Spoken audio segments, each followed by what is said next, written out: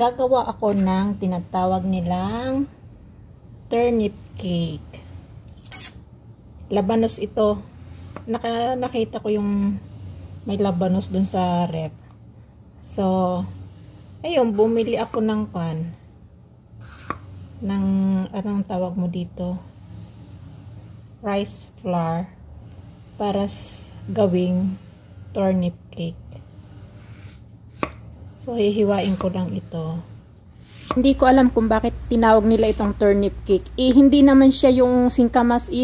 Radish naman ito. Ewan, bakit naging turnip cake? Turnip daw yun Search nyo, turnip cake. Ang English ng singkamas is turnip cake. Pero itong labanos, diba radish naman siya?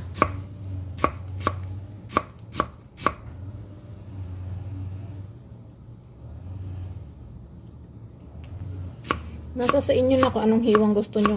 Ganito ang ginagawa ko pagka gumagawa kasi ako ng turnip cake. Pa-strip siya.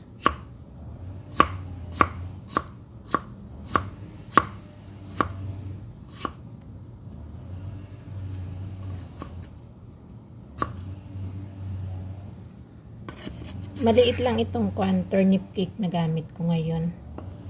Ay, hindi turnip cake. Maliit lang itong labanos, I mean to say, hindi turnip cake. Hindi ko alam, binili nila ito sayang naman pagka hindi magagamit. Kaya, bumili ako ng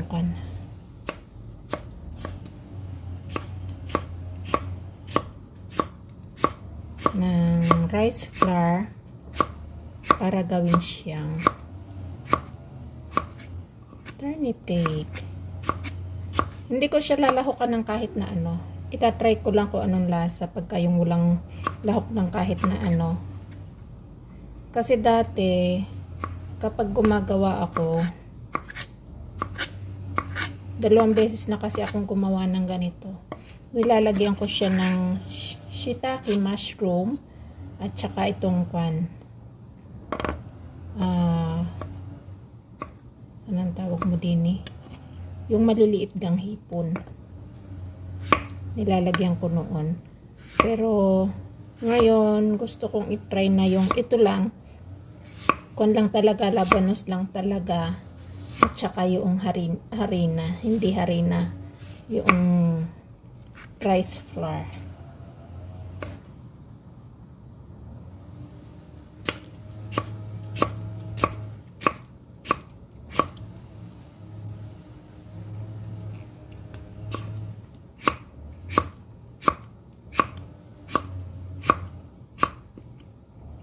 Ganyan lang yung siya, ganyan lang ang paggayat ko sa kanya.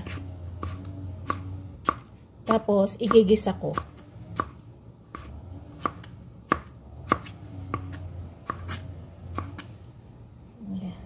Tapos na. Maliit lang naman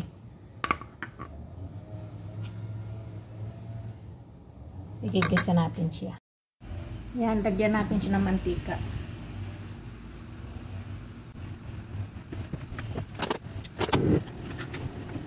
Igigisa ko yung bawang. Medyo papupulay-pulahin ko lang siya ng kaunti and then ilalagay ko na yung ating radish. Pag nilagay na yung radish, lalagyan natin siya ng tubig. Siyempre, kailangan mong igisa ng konti yung radish, diba? And then, lagyan mo siya ng tubig.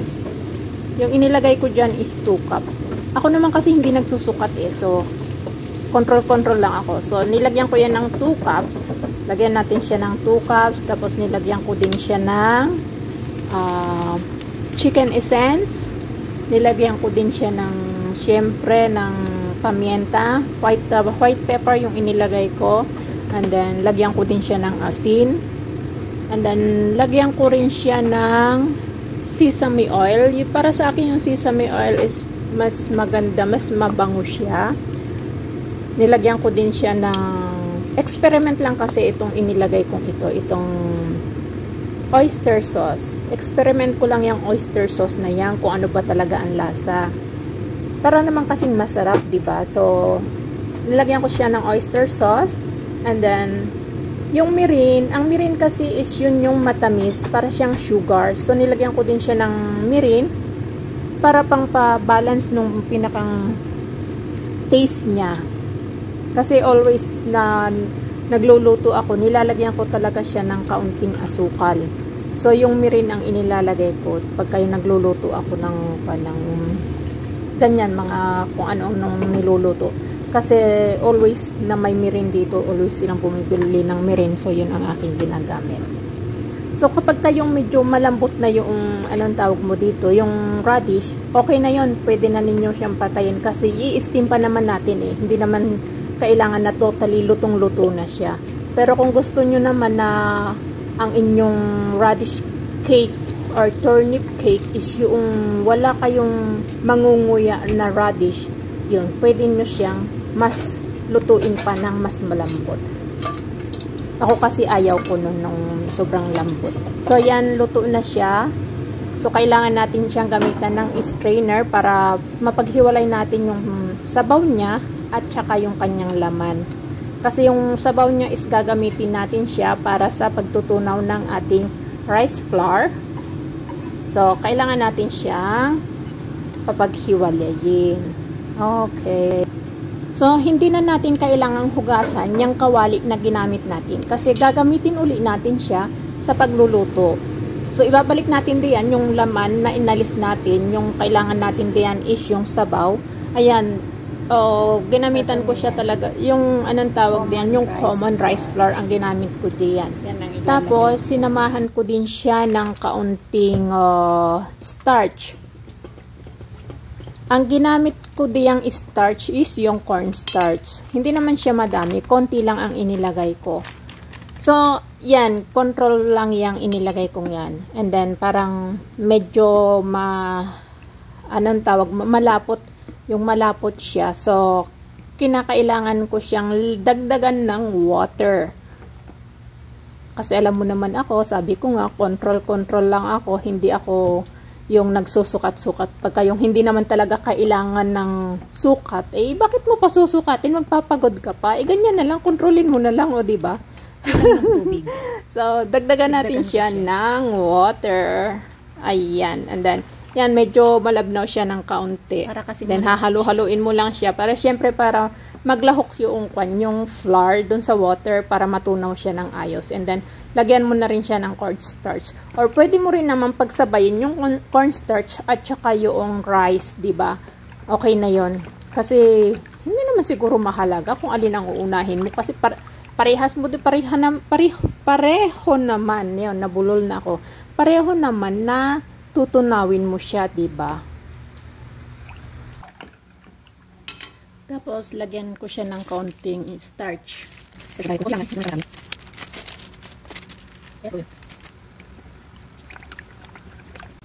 Okay na yan. Tutuin na natin. Start.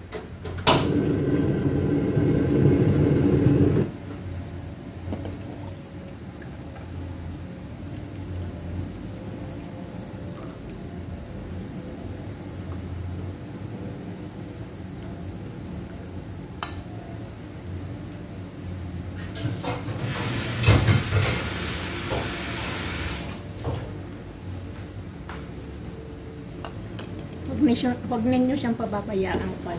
Kasi dikit agad yan.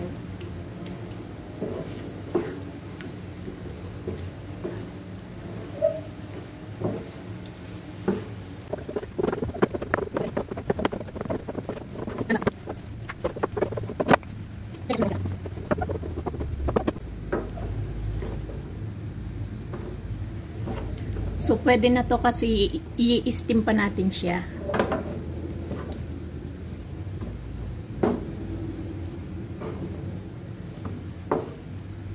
Patayin na natin apoy. Okay na yan, pwede na yan.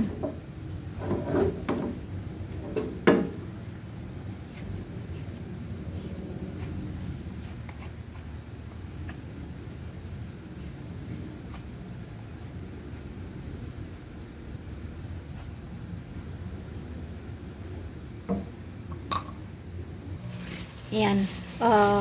ito yung pag-i-steam, ito yung paglalagyan ko pag i-steam ko. So, kailangan ko siyang lagyan ng mantika para hindi kumapit yung ilalagay natin na rice, yung turnip cake. Kasi kakapit yan kapag hindi mo nilagyan ng mantika. Ayan. So, ilagay na natin yung turnip cake na ating niluto. Maganda pala pagka yung konti lang muna yung ilalagay mo, tapos idiin mo muna siya ng ayos para hindi siya buhaghag dun sa ilalim. Yun, mas maganda pala yung ganun. Akala mo ang dami kanina, ano? Pero kukunti siya.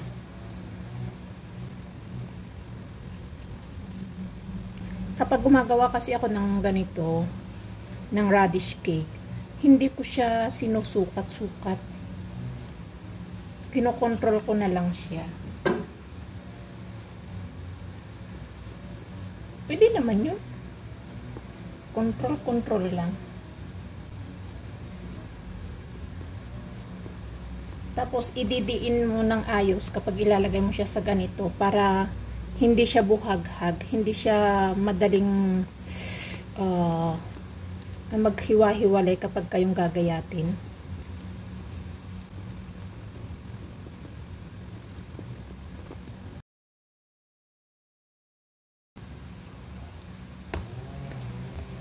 Yan, tapos lalagyan din natin ng mantika yung kanyang ibabaw.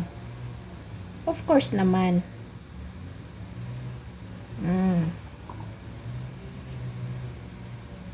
Kulang pa.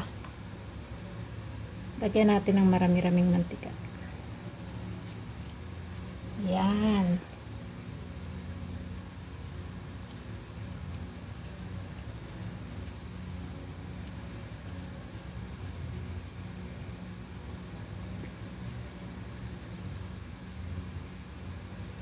Okay.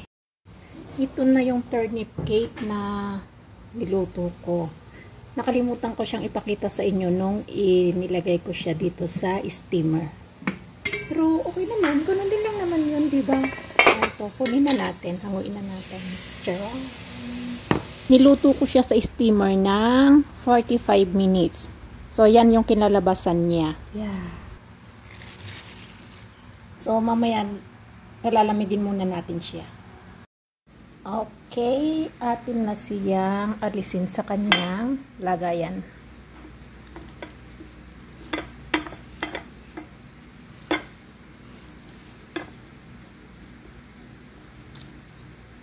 Pwede na siguro yan.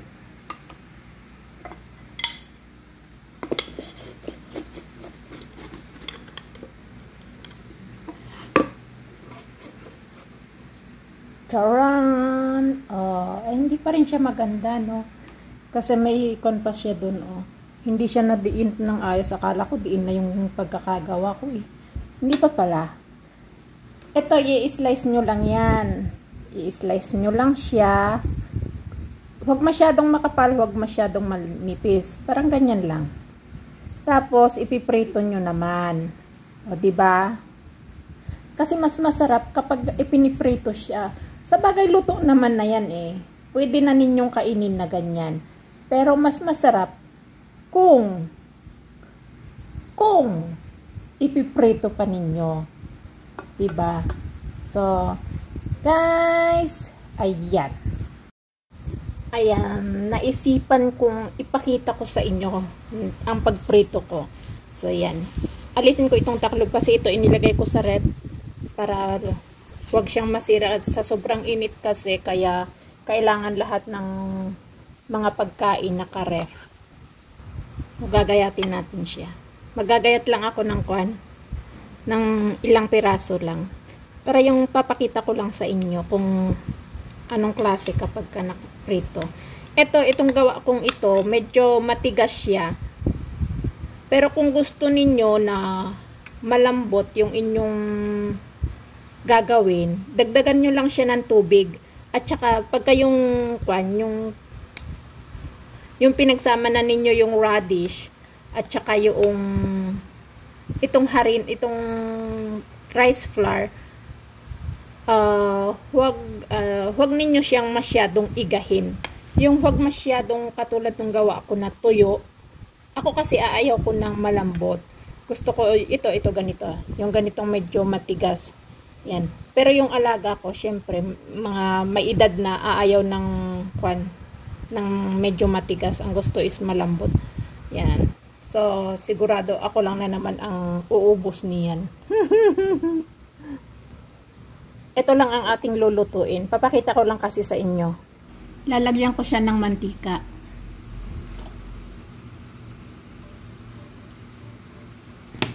Konti lang yung inilagay ko. Tapos spread ko lang siya.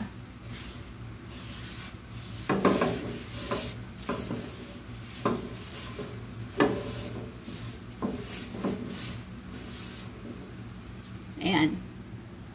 Etong kawali ko, pwede siyang lagyan ng malamig pa kasi hindi siya kumakapit. Pero kung syempre, mas alam ninyo kung anong panang kawali ninyo, kaya yun ang gawin ninyo. Ako kasi maganda ito, maganda yung kawali kasi hindi talaga siya kumakapit. Okay, prito na natin.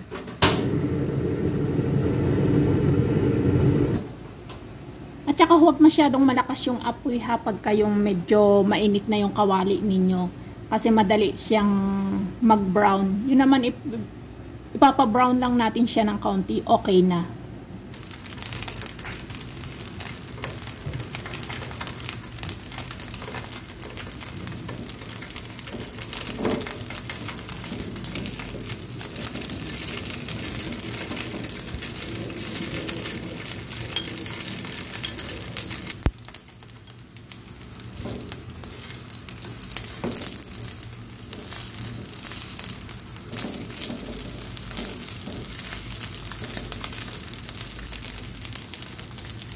Ayan, kapag kayong ganyan na siya, okay na yan, pwede na.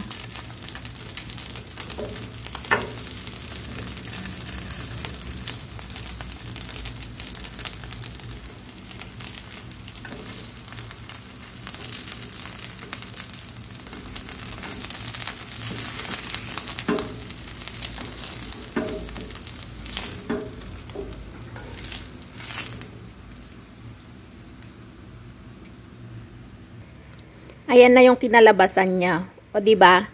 Masarap siya. Guys, thank you po for watching. Ayan, tapos na tayong magluto ng ating radish cake. Kakainin na lang natin siya. Bye-bye!